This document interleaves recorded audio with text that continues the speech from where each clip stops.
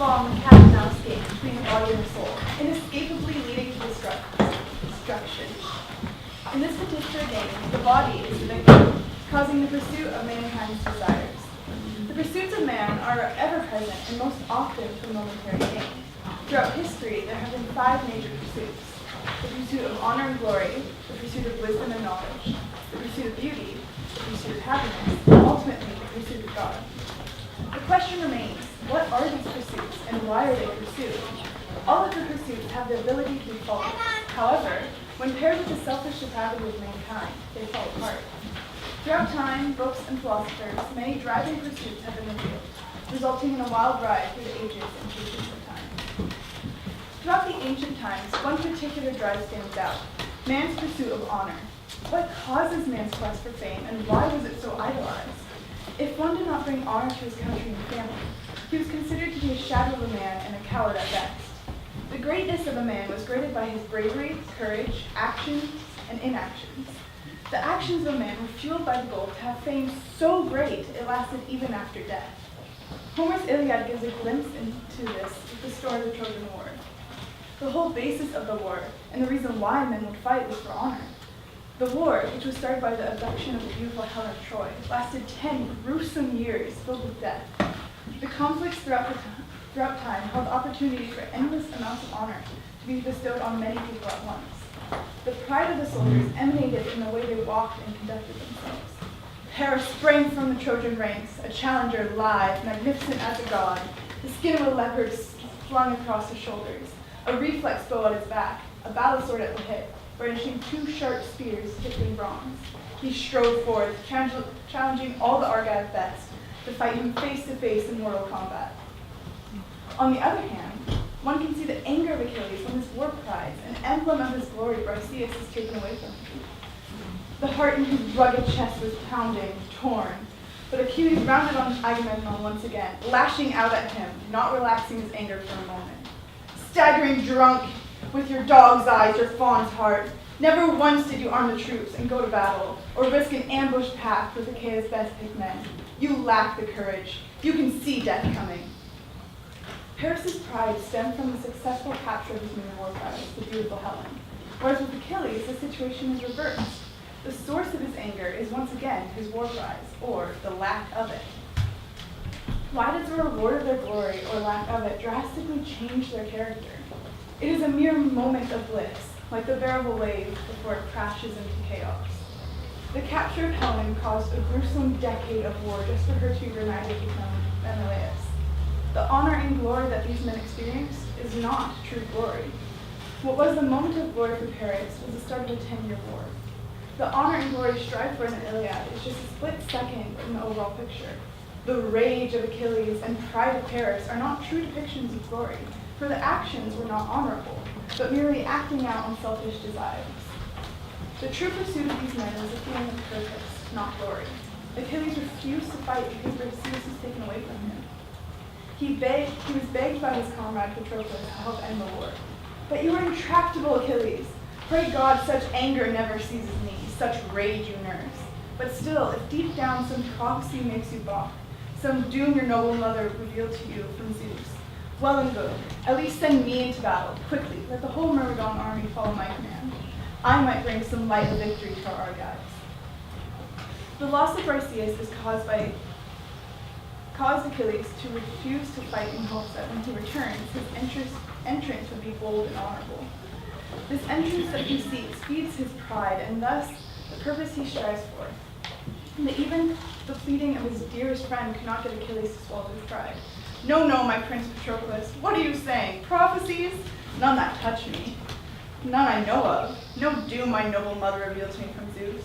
Just this terrible pain that wounds me quick, when one man attempts to plunder his equal, to commandeer a prize, exulting in his own power. It took the death of Patroclus to finally humble Achilles. Now, with a new sense of purpose in his life, Achilles went out to avenge his dear friend. After killing Hector and getting revenge, King Priam asks Achilles to give the body of Hector back. Here, Achilles and King Priam sit. For King Priam, this is the man who killed his son. For Achilles, this is the father of the man who killed his best friend. Throughout the Iliad, Achilles strives for honor. while not providing actions that are truly honorable and praiseworthy. Honorable actions are those where one sets aside his selfish gain to do his right. These two natural rivals are able to set aside their anger and vengeance and unite in grief, an example of true honorable action. Since the beginning of the world, humans have had the desire for knowledge and wisdom. It is natural to want to learn and be wise. All men by nature desire to know. Why is the pursuit of knowledge so evident throughout history? Adam and Eve, the very first humans, also had this desire for knowledge and wisdom. They lived in a perfect world, one without sin and pain, where when they were tempted by the serpent with the wise and wisdom-giving plant, the tree of knowledge of good and evil, they could not turn down the offer for more wisdom. The rules were clear. Don't eat of the tree, and yet they did. Should have not the promises and the relationship of God been enough to keep them satisfied? Why did Adam and Eve jump on the opportunity for knowledge and completely disregard all that the Lord had told them? The garden was perfect. Everything was just as it was supposed to be. Adam and Eve were content. Moses' paradise lost paints a descriptive picture of the fall of man. The serpent then came to Eve and tempted her to break the harmony of the garden. The snake said with a deceptive tongue that the way he gained the gift of speech and knowledge was by eating the fruit in the garden. A goodly tree far distant to behold, tempting so nigh, to pluck and eat my fill, I spared not. For such pleasure till the hour, strange alteration in me, to degree of reason in my inward powers, in speech thenceforth, speculations high or deep, I turned my thoughts, and with capacious mind considered all things visible, in heaven, earth, or middle, all things fair and good. When Eve heard of that tree that bore such powerful fruit, as the serpent had told her, she was no longer content. Eve felt like she lacked something that the serpent had. Until that moment, Eve was content in everything God had given her. She longed to feel completely whole, like she felt before the deceiving words of the serpent. Eve tried to fill this unorganized void in her by eating of the fruit. She thought that by eating of the fruit, she would go back to feeling complete. However, this was not the case. By eating of the fruit that God had commanded her not to, and trying to fill the void inside her, she permanently broke the perfectly organized world that God had created. Forth reaching to the fruit she plucked, she ate. The earth felt the wound, and nature from her seat, sighing through all her works, gave signs of woe, that all was lost. Eve's desire for wisdom was fueled by her feeling inadequate.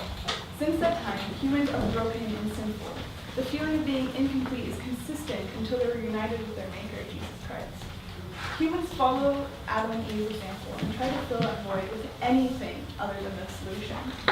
If Eve trusted the promises of God and leaned not on her own wisdom, the emptiness she felt would not have been reality.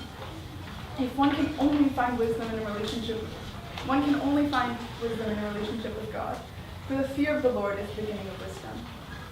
Humans learn and seek wisdom to grow and become greater. This can be fantastic and create positive changes.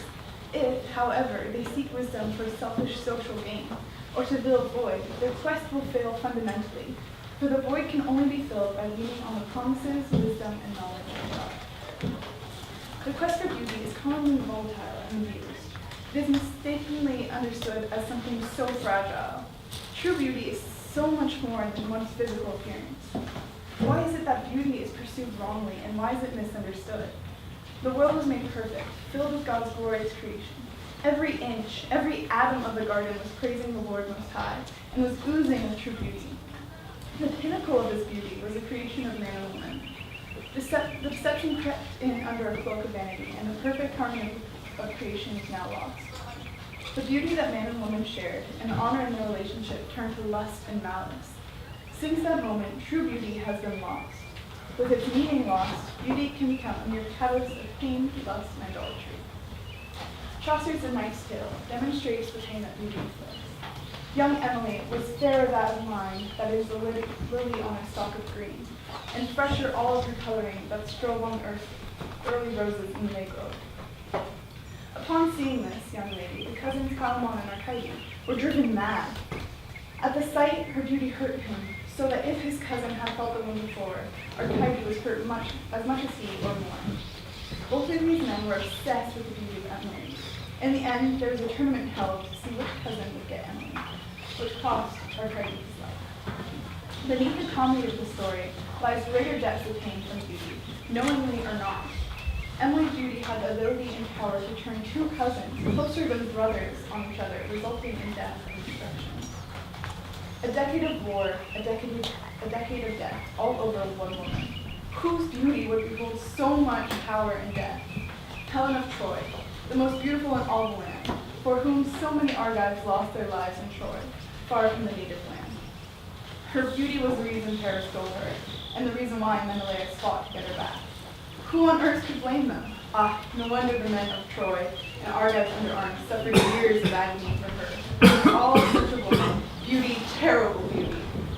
The old man looking over Troy could have blamed Paris or Menelaus for starting the war, or the pride and selfish desires, but instead he blames Helen's beauty to be the cause of all this destruction. In the relations of mankind, beauty can become the cause of competition, mass destruction, and the unpleasantries of life. All of this pain, lust, and heartbreak caused by beauty, seemingly so innately horrible, and an object that one would not wish to bestow. However, this is not the case. The pursuit of beauty is ever-pressing and never-ending. Is the nature of beauty so innately horrible? One more example must be brought to light. Beatrice, the embodiment of human beauty and the representation of God's beauty in creation. Dante, lost and confused in his journey and hopelessness, found his rescue from his despair, a guide through his journey by the name of Beatrice. Through the depths of hell to the glories of paradise, Dante clung to the glimmer of hope she provided. She was his salvation. She fills with paradise his mind. At the climax of his journey, he sees the glories in the universe in his love's eyes. Unto the eternal light she raised them then. No eye of living creatures could aspire. For now, my sight, clear yet clear grown, pierced through the ray of light that exalted, wherein as in itself the truth is known. The love and beauty of Beatrice ultimately led Dante to the divine light of paradise. God made beauty perfect and wholesome. Himself all good, he has made all things good. True beauty is not the object of lust. Physical looks are meant to be an ornament to the moral character of the inner beauty. Beauty was made perfect. It is by human sin it has been corrupted and skewed. Happiness is the underlying driving force of the life of man. For as Blaise Pascal said, man wants to be happy, only wants to be happy, and cannot help wanting to be happy. Is man's happiness just a fulfillment of his earthly desires? Why is the happiness of a man so forcefully pursued? No one would choose to be miserable, for it is known that humans enjoy feeling their wants. By doing so, they can achieve joy. However, not everyone has the same wants. Happiness changes from person to person. The joy that feeling one desires can bring is addicting, but the initial euphoria does not last forever, as happiness is fleeting. He uses the fulfillment of his desires to gain contentment. As one's life continues, new things will bring him joy. He would constantly find and build new and exciting things to bring him happiness, striving to be fully in a content place of happiness. What people want is not the easy, peaceful life that allows us to think of our unhappy condition, but agitation that takes our mind off it and diverts us. Happiness is used as a diversion of the mind from one's miserable state. Most people search for the type of happiness that will never fade, thinking that when he finds it, his miserable state will be destroyed entirely. Pursuing the fulfillment of desires is no way to find lasting happiness. Many give up everything of enjoyment to live a noble and virtuous life.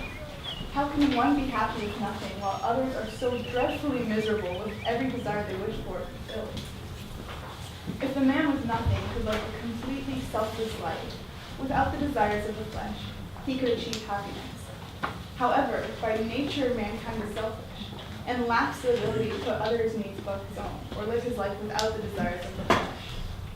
He is happy who is in active accordance with complete virtue. Because of the selfish nature of the man with nothing, he is incapable of living in accordance with complete virtue. The nature of man is selfish and will not allow him the selfishness that is necessary to fully achieve a good and virtuous life. As long as the selfish nature resides in him, he will never attain full, unfading happiness. When man's relationship with God is severed When man's relationship with God was severed in the Garden of Eden because of sin, the selfish desires became the nature of man. However, when Jesus died on the cross, taking the sin and shame of the world, the relationship with God was rectified. Man is no longer a slave to sin and its inability to prove happiness, but rather it can pursue happiness in the love of God. But thanks be to God that though you used to be slaves in sin, you have come to obey from your heart the pattern of teaching that has now claimed your allegiance. You have been set free from sin and you have become slaves to righteousness. Because of the sacrifice of the Lamb of God, man is no longer slaves to sin and selfish nature. Jesus took away man's selfish nature and granted man the ability to have true and unfading happiness in him, thereafter. Created specifically for such a quest as the pursuit of God, it is deeply embedded into the nature of mankind. From the beginning of human time, God created man for a purpose, to glorify and worship him. He placed man on earth in the Garden of Eden with the task of working and keeping the ground. God then said, "It is not good for man to be alone." So he created woman, a helpmate to man. God was ever present in their lives. He is their creator, sustainer, and provider of everything they had. God walked and talked with them. The relationship between God and man was perfect in honor, wisdom, beauty, and happiness. Then came the fall. Humanity sinned against God by disobeying him. The intimacy in the relationship between God and man is broken. The sinful nature of man now acts as a barrier between God and man. Because of the fall, the relationship with God is not self-evident. It now requires dedication and anguish to fight the sinful nature and to choose a life of righteousness. Many philosophers have dedicated their lives to knowing truth and wisdom that only comes from God, and pursuing beauty and happiness which can be authenticated in righteousness. St. Augustine of Hippo shows his struggle with fighting his sinful nature in his book, The Confessions. He said, "I lived in misery like every man whose soul is tethered by the love of things that cannot last, and then is agonized to lose them." Showing the pain that comes from purging sinful desires. Augustine shares his struggles with sin, but also shares the joy of salvation through Christ. True happiness is to rejoice in the truth. For to rejoice in truth is to rejoice in you, O God, you who are the truth, you, my God, my true light, to whom I look forward for salvation. While Augustine shared his struggles with sin and salvation, others dedicated themselves to logically arguing for the existence of God. Humanity searches to know the beginning of time and how it began. The untold mystery plagues the human mind. Augustine finds his need for God in his recognition of his sins, although Aristotle finds his desire for God in a different way. In his pursuit of God, Aristotle uses the idea of the unmoved mover to prove the existence of a supreme being by saying all motion has a cause except for one. Aristotle's argument shows that every object, person, and being is in motion. All motion has a cause. Matter cannot start by moving suddenly, but rather must have a starting motion that begins all movement. Nothing is moved at random, for how will there be movement if there is no actually existing cause? Wood will surely not move itself. The carpenter's art must act on it, nor will earth set itself in motion, but the seeds must act on earth. Aristotle concludes his argument of motion by showing that the line of movers cannot go on forever. The motion could not have been started by something infinitely backwards. For motion to exist, there had to be one starting point that provided the push necessary to begin motion. There must have been a prime mover, an unmoved mover who was his own cause and did not require a motion to put his being into existence. The first mover, then, exists of necessity, and as so far as it exists in necessity, it is its mode of being good, and its sense of the first principle. Creation was made by God for the glorification of God. It is embedded into the fabrics of our being. Creation searches for God in many ways. Some go directly to him, whereas others search for something to get them back, not knowing the true situation of their sin.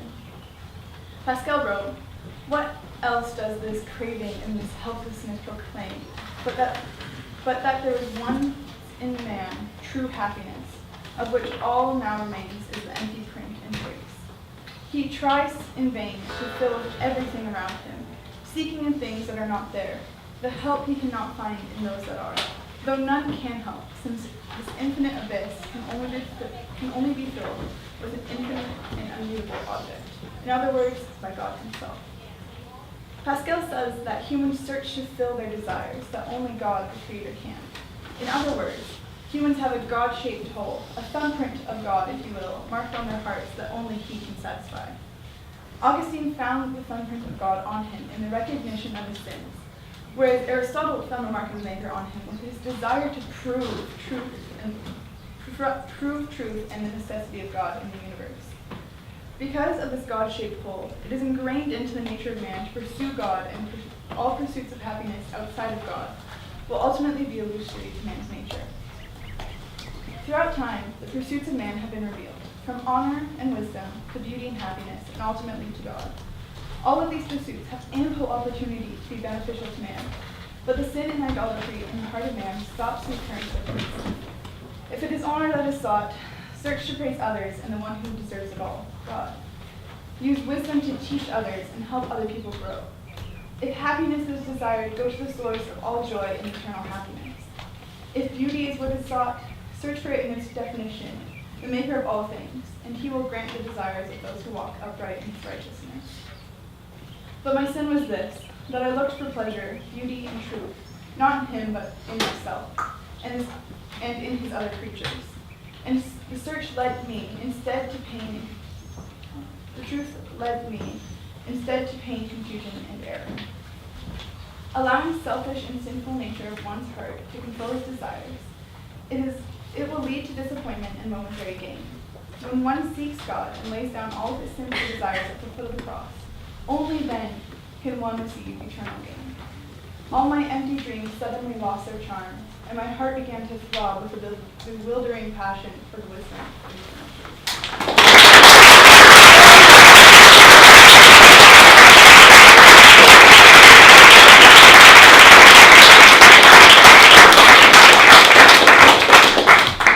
Thank you very much, Mr. Stephenson.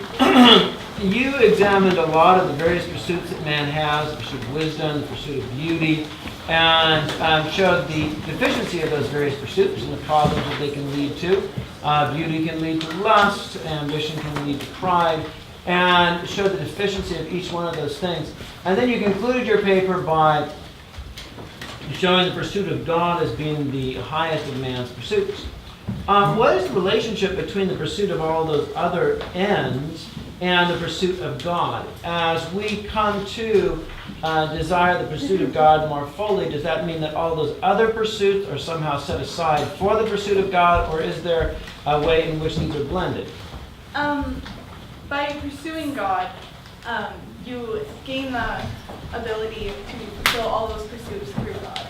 So I kind of use the example of Beatrice and Dante to say that Dante was completely lost in his journey, just in confusion and chaos, and he comes across Beatrice, who acts as a guide through his journey. And when he looks at Beatrice, he sees the divine light, saying that he was looking to Beatrice in her beauty and in her morality, and by pursuing continuing on his journey to the divine light, he can now see the divine light through her. So when you pursue God and all that he is, you can thus fulfill the desires of wisdom and beauty and happiness all through him, because he is the true meaning of it all. Mm-hmm. I oftentimes felt that Christians, particularly heartfelt, fervent Christians, tend to be mediocre people.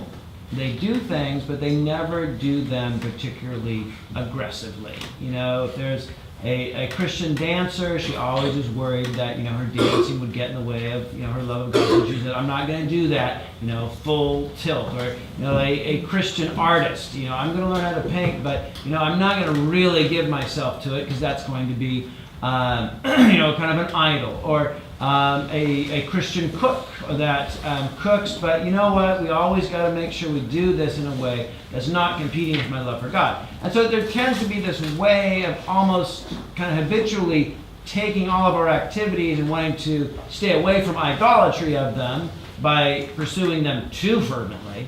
And that because we want to keep the pursuit of God as foremost in our lives.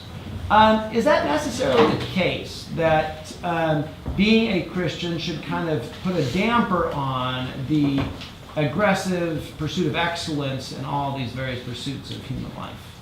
I don't think it should put a damper on it. God gave us this world to enjoy. But as Christians, we do have to be very careful that through all our pursuits, with putting all of our gumption into them, we still have to make God our priority. Because ultimately, He is the one that has gifted us with all of this. And so if we pursue everything that He's given us without even a remote thank you or keeping Him first in your life, then it leads to destruction. So many, like you said, many Christians do tend to just kind of shy away from everything in that fear. But I don't think as Christians we should be cowardly to pursue things as long as we keep God as the priority. Mm-hmm. I mean, is there any positive argument that you could make? I mean, you think of the Christian pianist that really wants to become an excellent pianist, which takes a lot of time, and to really throw yourself into that activity. There's always going to be stuff that comes along. The missions trip. I can't go on the missions trip because I have that piano competition that week. And you get to have this kind of, if you're really going to do something well, it becomes a sort of feverish pursuit that's going to probably block out a lot of other very good aspects of life. And are Christians just never going to become those sort of really hyper excellent people at particular things? Or is there anything that you could say positively about a Christian's pursuit of excellence in a particular field? Well, we are also told to do everything as if we're doing them unto God. My parents consistently told that to me and my sisters as a kid, to make sure that everything you do, you put in effort and you don't just do it half-heartedly. And so as Christians, we should put in our heart and our soul into these pursuits and these drives to be great. But while doing that, like the pianist, they may have to miss out on a missions trip, but that doesn't necessarily change their priorities, because you can still play the piano and be glorifying God. You don't have to go on a missions trip to be glorifying God. So as Christians, I would say that we should put our hearts and our souls into our works and trying to be great and trying to better ourselves. We just have to be careful, like I said earlier, that we don't strive for excellence for our own gain, but to ultimately be a greater vessel to glorify God. Thank you very much. Other questions? So you talk about wisdom and how that can be a stumbling block, and you use the example of Adam and Eve, or Eve and Apple. I was wondering what's necessarily wrong with wisdom? Isn't wisdom something that we should be looking for in our lives, as long as it doesn't step over the bounds of what God has said not to do? Because it seems like wisdom comes from the things that God tells us. Yeah. So what I was trying to say there is Eve wanted the apple for her own gain. It wasn't her purpose wasn't to glorify God through the wisdom that she had. By eating of the apple, she was actually going against God and everything that He had told her to do. So when we are pursuing wisdom, we have to pursue it not for our own gain. Like I said at the conclusion of that paragraph, that if it's done for selfish social gain, to be smarter than others, or to know this factoid about so-and-so, or something like that, then ultimately you're just doing it for yourself and to be selfish. So when it comes to wisdom, you have to do it to better yourself, but not in a selfish way. If that makes any sense? Rachel. Niah, I loved your paper, and I thought the way you used the examples was beautiful. I have two questions, and my first question is, in the end, you do a great job of summarizing all these different pursuits and how they should be glorifying to God. But I was wondering, what about the non-Christian or somebody who is doing something like Van Gogh's Starry Night was made when he was in an an insane asylum, and it wasn't directly for the glory of God. How do they go about those pursuits? Can they still be make something beautiful? Can they still be wise? Yeah, that's a great question. Honestly, the way I'd have to answer that is by saying that if a non-Christian is doing again with their selfish nature to be better than others, to be able to like say, oh, look at my excellence in this, and is selfish in their pursuit, then ultimately that is wrong. Because everyone kind of knows, even as kids, like, oh, like you're not sharing your toys, that's selfish. And, like, we get mad about it. But if you're doing it just for the betterment of yourself, just for just for the betterment of yourself and to be greater, and not for selfish gain, then I would still say it is a good pursuit. But ultimately, if you're just doing it for your own selfish gain, you're not bettering yourself at all. Can non-Christians do things altruistically? Like, can they pursue things that isn't for themselves? I think they can. I kind of believe that everyone has the mark of the maker on them. God will reveal himself to everyone in some point in their life, whether it be through nature or just revelation or whatever it may be. So through that, I think that all humans have the ability to pursue things outside themselves, but because of their focus on themselves, it makes it extremely difficult. Thank you. My second question, or I guess this is like a third one, is I've always wondered this. In the Garden of Eden, you talked about Paradise Lost.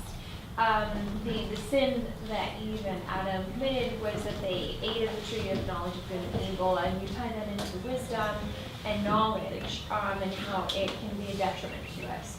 Now, why do you think specifically, like it was the tree that it wasn't some terrible sin that the fruit was there for? It wasn't like something that was very clearly wrong. Why do you think it was the tree of knowledge of good and evil? Like, just what is your opinion on that? On why it was there? Why was knowledge of good and evil specifically and not some other sin or something much worse or something different?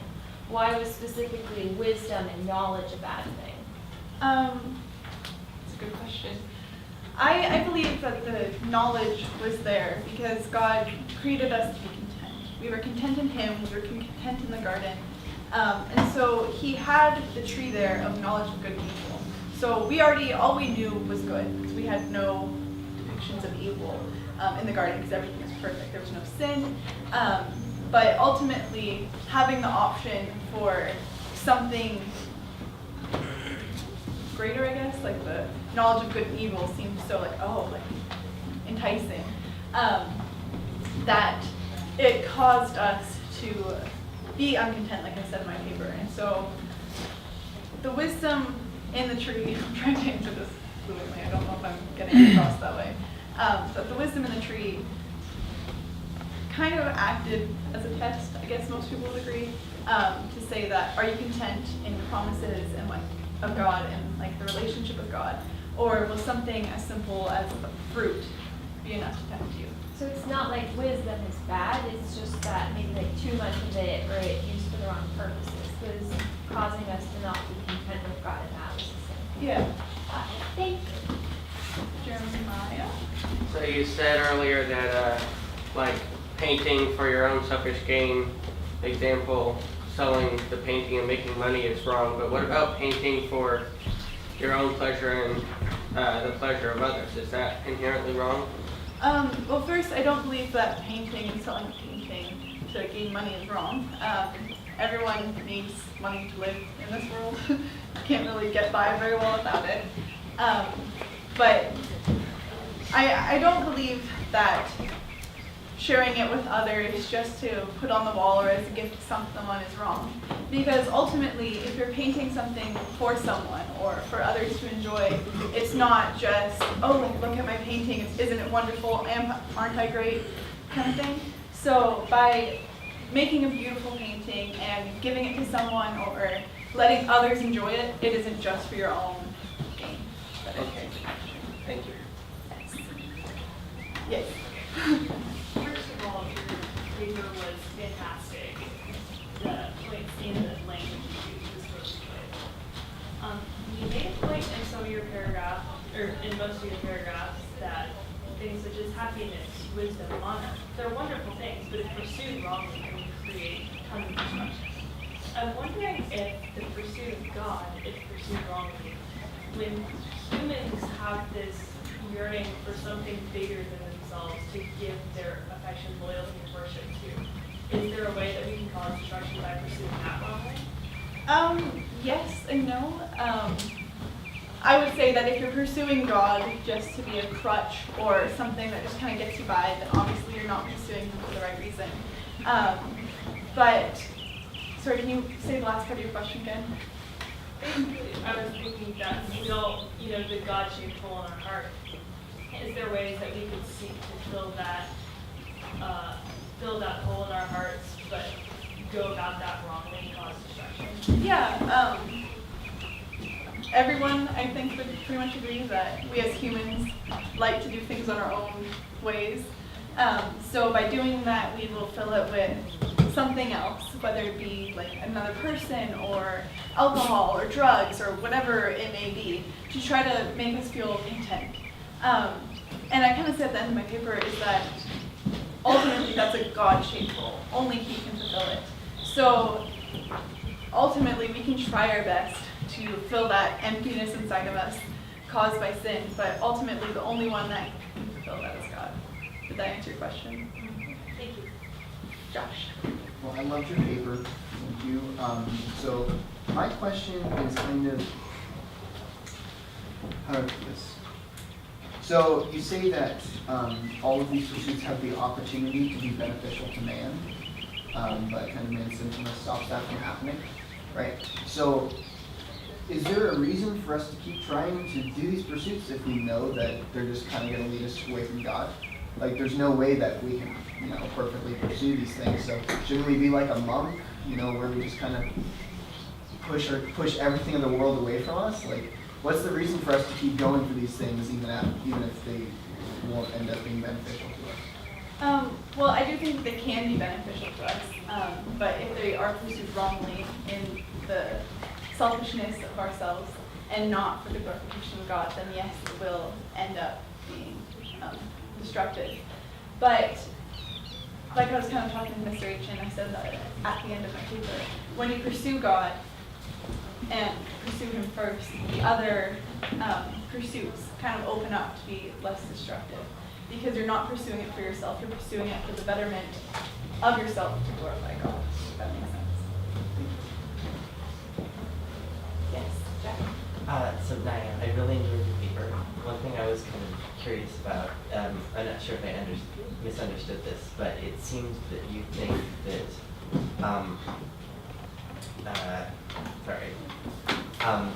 we will never be as close to God as we would have if Adam and Eve had never sinned in the garden. So I was curious if that was what you thought, or I missed something. That is pretty much what I think. In the garden, we were created perfect, and so was the garden. And so it even says in the Bible, like, God walked and talked with them. The relationship that God and man had was very intimate and something that I'm pretty sure most of us could say that we haven't had. So I do think that because of the fall of man, there is a permanent split between God and man that can only be rectified when we are reunited with Him. That answers your question. Yes, thank you.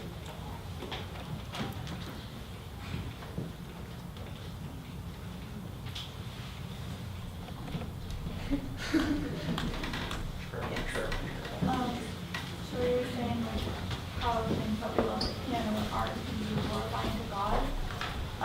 And other things be glorifying to God, like if the human does something wrong, like let's just say are drug sellers, but they do it, like is that what you're going to say everything's glorifying to God? If someone's trying to be good and doing something wrong, is there an element of glory in that, or is it still sin? In the act of doing something wrong, it's not glorifying to God, but God will use those instances to bring glory to Himself. Like in the example of a drug dealer that He used, once he finds God and stops his sinful doing, then he can use that testimony to further the kingdom and help others, which is what I find. Mr. H. Yes, a lot of the pursuits that you brought together are simply pursuits that are oftentimes brought in education. In education we have the expectation that you take some time to learn grammar, you're going to take some time to learn language, you're going to take some time to learn some history, you're going to take some time to do some sports. And we have that wonderful term in education called general requirements, and you're expected to do those. And that seems to have in it the notion that you should have a lot of different skills, a lot of different pursuits, and that does seem to minimize our ability to really do one thing particularly well. But do you think in the pursuit of God there's any argument that you can give that everyone being required to follow a number of life pursuits is actually consistent with an understanding of everything under the pursuit of God? Are you asking me to prove against everyone pursuing multiple things? Well, you could argue either way. If it is, I guess, and to put the question more directly and simply, is being a Christian make you excited about general requirements, or perhaps less interested in general requirements in this kind of development that we call education? I think it should make you more excited, because by furthering your education, you can connect with people on different levels than if you hadn't. And we are called to go out and make disciples, and by doing that, you have to be able to communicate with others in an educated fashion and to have a nice relationship and conversation with them. So by being required to do a whole bunch of different studies, whether it be math or English or history, you can use those to have a greater connection with others. You have more tools in your tool belt to talk about history with someone and create different relationships with different people. What about just a sense of God's taking pleasure in those activities outside of the prospects of evangelization that they bring? I don't know if you ever watched the movie, the Runner movie. Rocky. Chariots of Fire, yes. Chariots of Fire. Have you ever seen that movie? I don't think so. No, okay. Well, yeah, it's a simple little image. There's a runner who's thinking of running for the Olympics, and his sister wants him to become a missionary. And she's saying, why are you pursuing this running stuff? What's the point of this? And he's Scottish, and he says, yes, but when I run, I feel the glory of the Lord. And it's kind of an interesting moment that in his running itself, he feels God's delight and the sense of God's glory being manifested in that running. And are these other activities ones that can have a similar experience? When I do my spelling, I feel the delight of the Lord. The love of God, is it kind of unreasonable to expect that all those activities should be done with a sense of God's delight and love in our activity? Personally, I don't think I've ever had the I feel God in spelling or feel God in writing. It's not necessarily my strong suit. We share that experience. But I do think that you can feel God through that. There's so many people who are authors or poets that when they write, they're able to express a new level of language that they weren't able to express before, or something that is just so powerful to them in the art of words and how they're put together, or letters, or something like that. They could see the order in a word similar to the order of the world, or something like that. I can't really speak from experience here, but I think that pretty much anything in this world you can find God through. Mm-hmm. Rachel. So your paper kind of focuses on the different pursuits of life, and obviously there's many, many pursuits you could have chosen. So I was wondering why you chose these four, honor, wisdom, beauty, and happiness. Was it because a lot of them fall under those, or they're the most important? I do think that a lot of them falls under it. Also, too, there are many examples of them throughout the great books. So through my paper, I kind of wanted to go, like I started in Homer, which is the first book that we started in, and kind of do a chronological following to kind of make it easy to understand. But I chose them because, like, in the Iliad and the Odyssey, honor is like the driving force. Some would say it's rage Achilles, but ultimately he was raged for honor. You can kind of correlate those.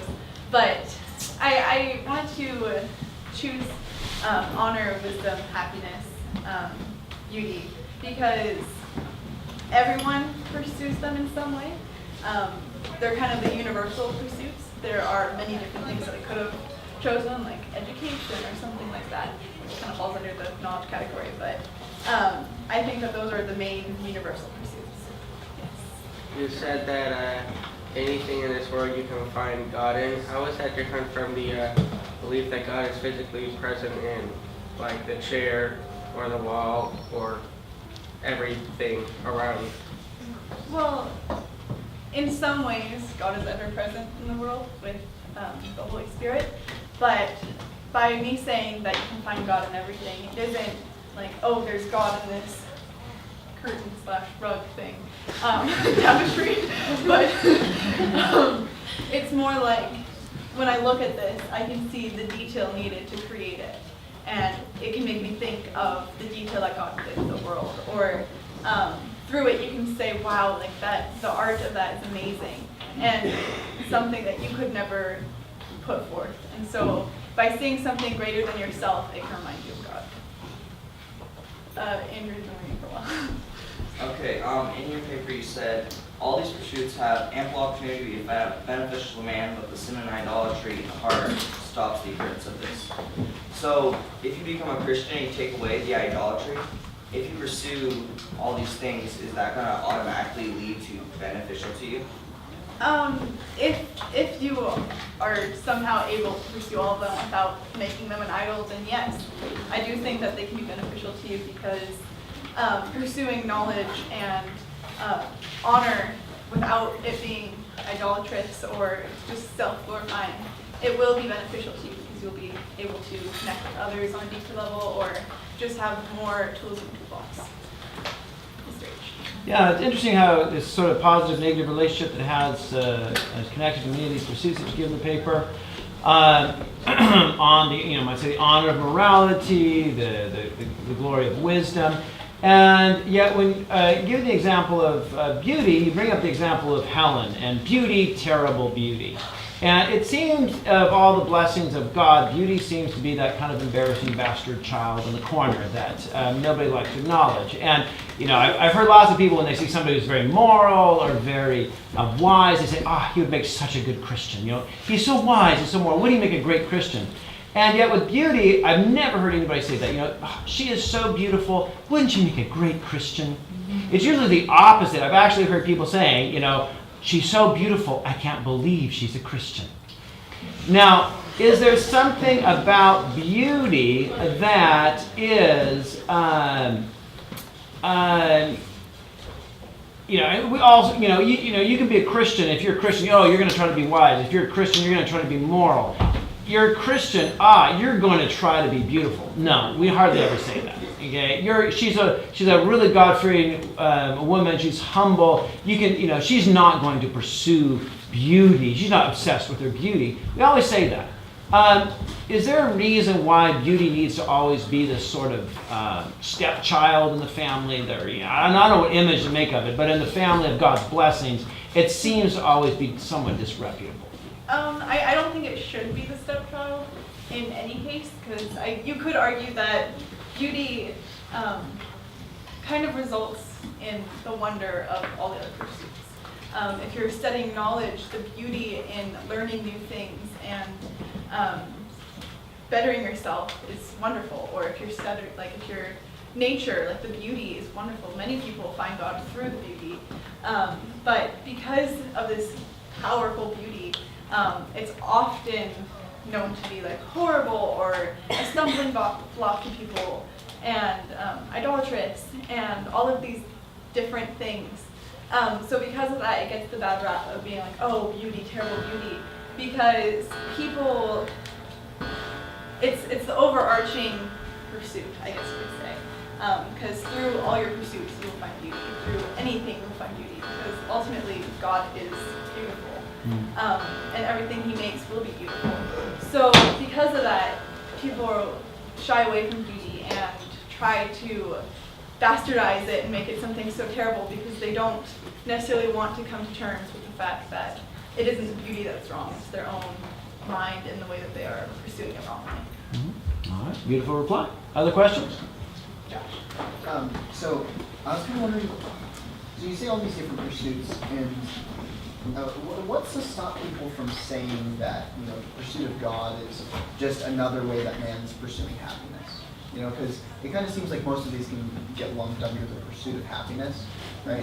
And what's to stop people from saying that it's just that, it's just as unhelpful as pursuing beauty or wisdom or anything? Well, because the pursuit of God isn't happiness. It can result in happiness, but ultimately the pain and the struggles of purging your sinful relationship with the world and all